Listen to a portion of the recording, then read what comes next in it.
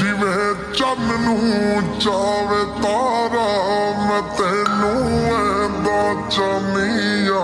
ਮੈਂ ਪਾਗਲਿਆ ਦੀਵਾਨੀਆਂ, ਮੈਂ ਤੇਰੀ ਯਾਰ ਜਾਨੀਆਂ। ਜਿਵੇਂ ਚੰਨ ਨੂੰ ਚਾਵੇ ਤਾਰਾ,